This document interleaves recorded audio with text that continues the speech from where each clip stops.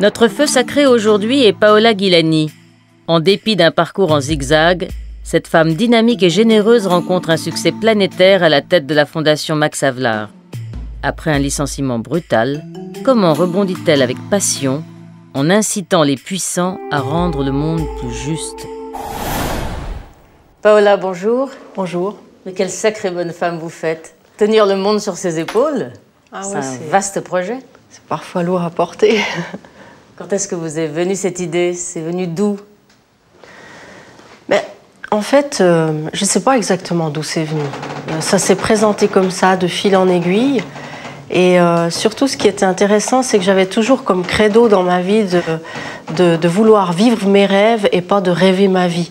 Donc en fait, d'avoir des rêves et puis de vouloir les réaliser. Une petite fille amoureuse du monde, devenue une femme entrepreneur décidée à améliorer le monde. De la pharmacie au commerce équitable, du monde de la santé à Max Havelaar, Paola Gilani a pris des détours avec toujours une idée fixe, aider au développement de tous, qu'il soit physique, social ou économique. Un message qu'elle a martelé inlassablement, marquant les esprits de ceux qui l'ont rencontrée. Pour moi, personnel, c'est une femme exceptionnelle. Une femme exceptionnelle. Visionnaire. Courageuse.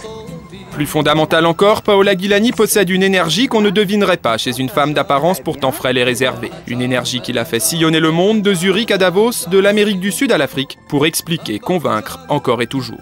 Je me demande ça très souvent, où elle trouve l'énergie. Paola mène une vie très simple, elle n'a pas beaucoup de distractions. Elle se concentre totalement sur son travail, donc je pense qu'elle a un management de ses forces très bien articulé. Maître de soi et de ses idées, messagère infatigable du commerce éthique, telle est Paola Gilani, femme entrepreneur, amoureuse du monde. Mais dites-moi d'où ça vient, cette envie de sauver la planète, de sauver le monde, de sauver l'univers, de sauver les hommes. Est-ce que petite fille, vous aviez déjà cette envie-là? Quel genre d'enfant étiez-vous? En fait, j'étais une enfant très calme et très contemplative. Par contre, très sensible à tout ce qui touchait à l'être humain. D'ailleurs, l'être humain a toujours été au centre de mes préoccupations. Alors peut-être que ça venait de là. Et vos parents vous ont donné cette conscience un peu planétaire, solidaire, ou pas du tout? Ce qui nous a été transmis, c'est ce respect de la vie et du cycle de la vie, qui est très important, et ce respect de l'être humain, aussi l'honnêteté, la transparence, tous ces éléments basiques qui sont tellement importants de nos jours. Parlez-moi de votre famille, Paola. Vous étiez, je crois, vous êtes au fond des exilés. Vous êtes venue d'Italie, de Parme. Oui, mes parents sont venus, ont vécu la Deuxième Guerre mondiale et sont venus en 1956 en Suisse. Vous avez senti cette blessure de l'exil dans votre enfance? Moi, j'ai toujours très bien été intégrée partout. Et j'avais l'avantage aussi que mes parents se sentaient bien intégrés. Ils avaient des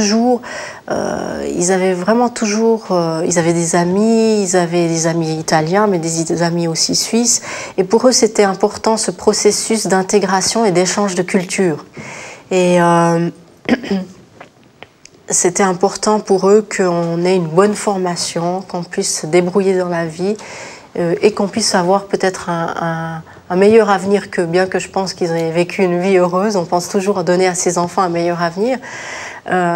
C'est à mon avis très important, mais je pense que la formation, c'est un élément qui est prépondérant. Et à l'école, vous étiez bonne élève? À l'école, je dirais j'étais plutôt minimaliste. Efficace. Justement, alors en fait, j'essayais d'en faire le moins possible pour quand même arriver à passer mes années, parce que j'avais tellement d'activités à côté de l'école. Je faisais beaucoup de sport et puis je passais beaucoup de temps avec mes amis justement à refaire le monde. Déjà? Ouais.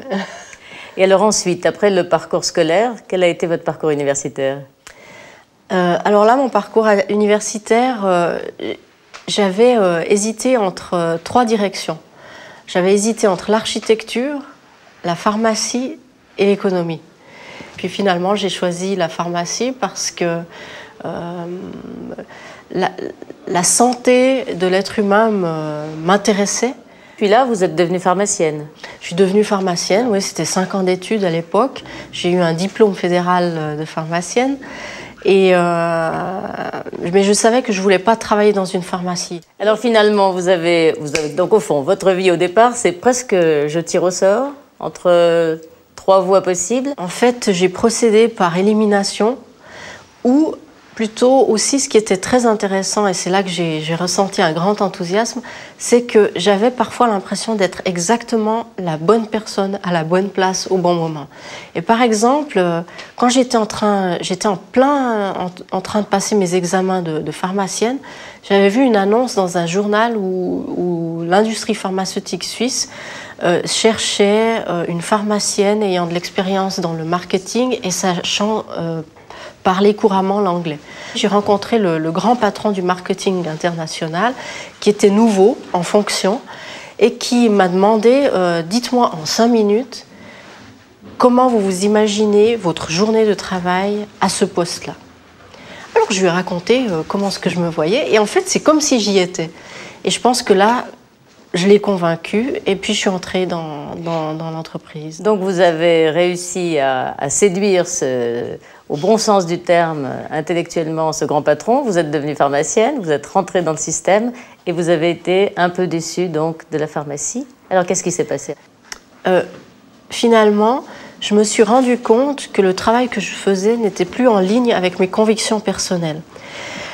Parce que, justement, j'incitais à travers la communication grand public aux consommateurs ou aux patients à consommer des médicaments, alors que moi, si j'avais besoin de médecine, j'essayais plutôt d'essayer les médecines douces. Et là, très vite, je me suis rendu compte qu'il fallait que je prenne une autre direction. J'ai trouvé une position dans l'industrie des instruments médicaux. Donc là, vous étiez loin de la pharmacie, vous étiez dans l'industrie, mais déjà avec cette vision d'aider, d'apporter quelque chose, de soulager, de faire du bien quelque part. Voilà, d'apporter quelque chose, mais également, là, c'était une phase de transition aussi pour ma formation à moi.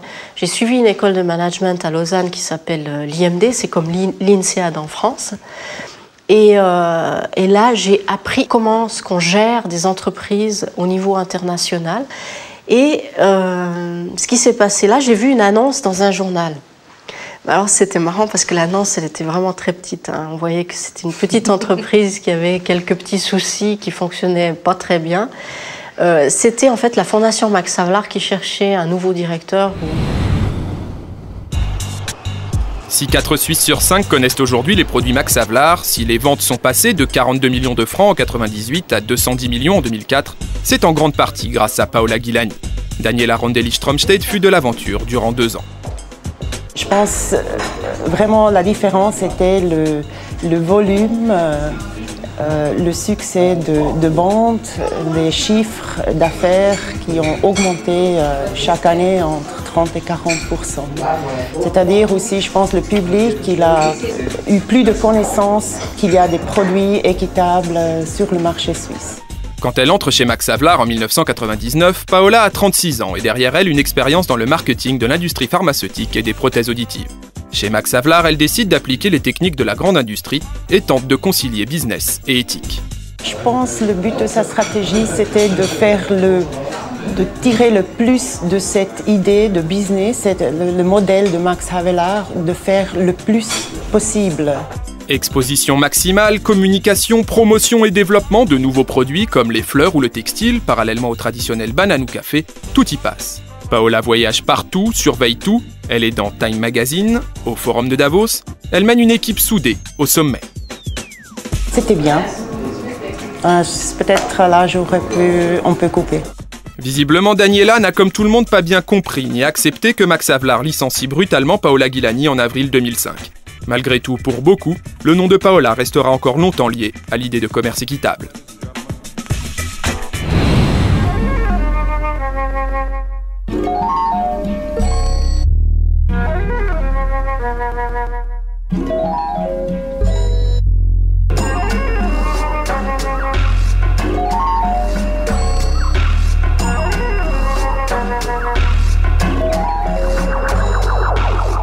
Max Havelaar, quand vous avez vous êtes rentré dans cette société d'abord. Et là, je crois savoir qu'en très peu de temps, vous avez fait un développement considérable. Au départ, la Fondation Max Havelaar était un peu un mouvement idéologique. Et puis, ensuite, c'est devenu, disons, une entreprise et un label qui avait des parts de marché. Par exemple, en Suisse, au niveau des bananes, on avait 50% de parts de marché. Au niveau des fleurs, 30%. Pour tous les autres produits, pratiquement tous 10%. Seulement pour quelques-uns, il y avait des parts de marché petites. Et donc, forcément, on était exposé vis-à-vis du public. C'est-à-dire, tout ce qu'on disait, tout ce qu'on promettait, on devait le tenir. Et on ne pouvait plus se permettre de tenir nos promesses si on n'arrivait pas à professionnaliser nos processus de contrôle et de certification. Alors Max Havelaar, c'était le bonheur, donc le succès, le bonheur d'avoir réussi avec une équipe. Et puis tout d'un coup, patatras, qu'est-ce qui se passe? Alors bon, tout d'un coup, j'ai pas bien compris. En fait, les représentants des œuvres d'entraide qui siégeaient dans le conseil de fondation m'ont demandé de quitter la fondation. Comme ça, brutalement, du jour au lendemain? Ouais, brutalement, sans trop d'explications. Et j'ai refusé, donc ils ont dû me mettre dehors. Mais disons finalement, même si à quelque part, je pense que c'était peut-être un échec pour moi, parce que peut-être je ne suis pas assez une personne politique ou diplomatique, d'un autre côté, il faut toujours voir un peu un échec, une rupture, une cassure. Il faut toujours le voir comme une chance, une opportunité de mieux repartir. Vous allez jusqu'à aujourd'hui appeler vos collègues de l'époque, qui donc vous ont quand même fait ce mauvais coup, vos anges gardiens. Oui. C'est gentil de le prendre comme ça. À quelque part, je me dis, ils ont été un peu mes anges gardiens, parce que personnellement, moi, je n'aurais jamais quitté la Fondation Max Havelaar de moi-même. Parce que j'estimais que, c'est vrai, au niveau de la croissance, on n'avait plus de problème, la stratégie fonctionnait très bien. Par contre, je pensais que j'avais encore un travail à faire au niveau justement de la professionnalisation de notre manière de faire, des processus et du contrôle et de la certification. Et finalement, je me suis rendu compte que peut-être j'avais un rôle un peu plus large. Le commerce équitable est applicable à n'importe quel produit, à n'importe quel service.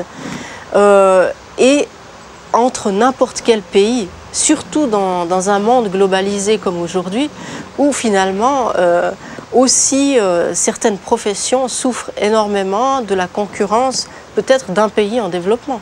Et donc il faut retrouver l'équilibre et que les échanges commerciaux se fassent de manière équilibrée, durable et équitable. Donc Paola Ghilani and Friends, c'est un meilleur instrument pour aboutir, pour réaliser vos buts et vos rêves? Effectivement, c'est un meilleur instrument pour moi qui me permet vraiment d'aller directement dans les entreprises et de les aider à faire ce processus, cette transformation vers une stratégie durable qui assure une pérennité, non seulement pour l'entreprise, mais aussi pour ses collaborateurs, toutes les parties prenantes, et puis pour notre planète. 3 hectares de serres, 9 hectares de champs et une chaîne de conditionnement complète de jus de fruits et de légumes issus de l'agriculture biologique. Bienvenue à Tegervillen, siège de l'entreprise Biota. Aujourd'hui, Paola Ghilani rend visite à Paul Koendert, le directeur. D'accord. On va directement dans la fabrication? D'accord, oui. Très bien. Comment ça s'est passé ce lancement? Oui, pas mal. Vous êtes content? Oui. On a un peu des problèmes de fourniture de légumes, parce qu'ils sont un peu trop tard. Représentant sa nouvelle société, Paola Ghilani and Friends, l'ancienne chef de Max Havelaar vient faire un petit bilan de sa collaboration avec le célèbre producteur de jus bio. Ici, je vous ai quelque chose à montrer. On a un nouveau jus. Ouais. Et vous nous avez dit qu'il faut sur les emballages, il faut faire plus de pub, plus d'explications. Oui. Alors on a mis purement biologique, vraiment ça, dessus, qu'on sache que nos produits c'est purement biologique. parce qu'on veut aussi vendre les emballages, parce que jusqu'à maintenant, on vendait que les bouteilles. Ouais. Depuis 2005, Paola s'est donné pour mission d'inspirer, conseiller et accompagner les entreprises, avec pour objectif la mise en place d'un modèle éthique qui intégrerait la responsabilité économique, sociale et environnementale dans la stratégie d'entreprise. J'aime bien participer à tout ce À des folies. à tout ce qu'on met en place ensemble. Vous savez, une fois que je suis dans un projet, Vous lâchez plus. je lâche plus, hein, mais jusqu'à vous ce avez qu'on ait raison. les résultats. Moi, je suis industriel, je viens pas du biologique. Alors là, elle m'aide beaucoup parce que elle nous démontre il faut faire attention ici, il faut faire attention là, il faut pas trop avancer, il faut vraiment faire les choses correctes et justes dans l'esprit aussi biologique. Mais disons que dès que ça pousse une fois par année. Ouais. Ça pousse pas 3 fois. Ouais, c'est maintenant que ça pousse. Et ensuite, il y a toute une année, il n'y a plus rien. C'est ça ce qu'on doit leur faire comprendre. À mon avis, c'est ça. La solution, c'est dans notre stratégie de communication qu'on arrive à, si on veut, à quelque part, réapprendre ces cycles de la nature. Ouais. Mais bien sûr, c'est pas facile. Il faut que la grande distribution joue le jeu, autrement on n'y arrivera jamais. Ouais, mais ils jouent le jeu si les consommateurs jouent le jeu. Alors là, Exactement. eux, ils jouent aussi le jeu. Après 55 années d'existence, Biota produit aujourd'hui 10 millions de bouteilles par an et représente 70% du marché bio en Suisse. L'entreprise purement biologique espère bien profiter de l'effet Gilani, qui avait notamment permis à Max Havelaar de multiplier ses ventes par 5 entre 1999 et 2005. Paola, vous avez créé votre propre société, vous l'avez appelée Paola Gilani and Friends. Pourquoi? Parce que je voulais un peu faire un peu quelque chose de différent et puis aussi donner un petit message souriant au monde des affaires et de l'économie qui se prend très souvent très au sérieux. Et c'est pour ça que j'ai décidé de l'appeler Paola Gilani and Friends, parce que très souvent c'est and partners and co. And friends, c'est finalement pas nécessairement mes amis, ça peut même être mes ennemis, hein, ou mes concurrents, mais ce qui est important, c'est toutes les organisations, les entreprises, les médias, mais les individus qui croient qu'on peut améliorer notre existence sur la planète à travers l'économie. Paola, que fait votre entreprise Paola Gilani and Friends aujourd'hui? Alors, mon entreprise, elle conseille ou accompagne d'autres entreprises à intégrer les aspects du développement durable dans la stratégie d'entreprise elle-même, en tant que valeur ajoutée. Et cette valeur ajoutée va permettre à l'entreprise d'avoir une performance économique, d'assurer un développement social et de respecter l'environnement. Alors, à quel niveau faites-vous ça? Vous faites une sorte de coaching du responsable d'entreprise? Est-ce que c'est ça? Souvent, c'est le PDG qui a un souci à ce niveau-là et qui dit moi, j'ai l'impression qu'on fait déjà beaucoup, mais j'ai l'impression qu'on pourrait encore faire mieux. D'accord. Alors, est-ce que vous pouvez nous aider? Par contre, on n'est pas disposé à mettre en péril notre économicité. Et alors, justement, là, je leur explique, c'est justement pour ça que Paola Gilani and Friends existe. C'est en fait, il n'y a aucune raison de mettre en péril son économicité, puisque ces trois facteurs-là fonctionnent ensemble. Je veux dire, c'est d'ailleurs ce que j'avais... Vous voulez dire que ce n'est pas un choix à faire entre l'économie durable, la solidarité et la réussite économique? Ça fonctionne peut marcher ensemble. de pair. Et cette manière de fonctionner ensemble, c'est ce qui assure des croissances durables dans le long terme, qui assure une pérennité aux entreprises. Et pas une petite angoisse au moment de quitter une structure établie et puis de commencer à se lancer dans le grand monde méchant avec sa propre entreprise? Alors, une petite angoisse, mais plutôt liée à l'insécurité de partir de zéro, de ne pas être sûr de faire juste. Hein, on a toujours les doutes. Alors Paola, que dites-vous aux gens qui vous regardent et qui ont envie de créer leur entreprise? Le temps que vous ayez le courage de le faire, formez-vous et accumulez des expériences. Parce que c'est toujours de l'acquis. Je veux dire, même moi, si j'avais créé mon entreprise à 30 ans, je ne sais pas si ça aurait marché. En fait, finalement, c'était un processus de développement qui était important pour moi, de manière à ce que je retrouve ma confiance et que j'ose le faire, que j'ai le courage de le faire. Et maintenant que tout était là pour que je le fasse, alors ça aurait été comme un péché de ne pas le faire. Est-ce que vous diriez que vous avez eu quand même de la chance? J'ai eu beaucoup de chance. Vous avez eu beaucoup de chance. Mais j'ai su aussi reconnaître mes chances. Voir la chance, c'est voir les éléments qui peuvent vous aider à répondre à vos rêves. C'est ça, voir la chance. Finalement, très souvent, quand on fait un travail, des fois on oublie ses rêves.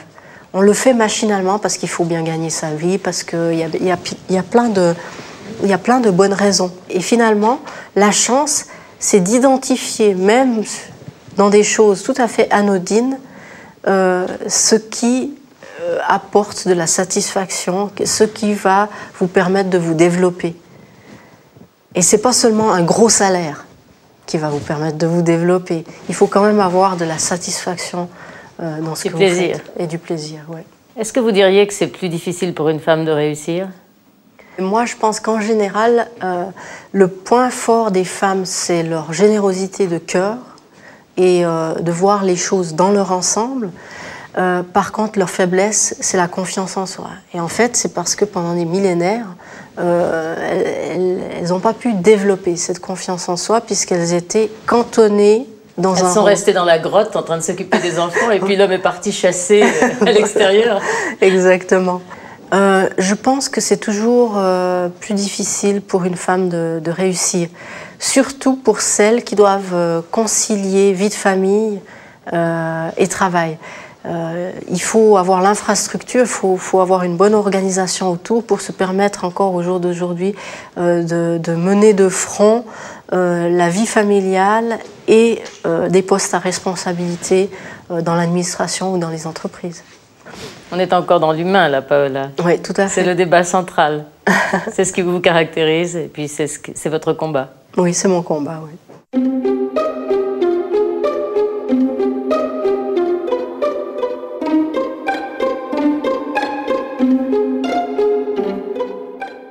Alors Paola, vous avez réalisé beaucoup de vos rêves. Qu'est-ce qui vous reste à souhaiter aujourd'hui?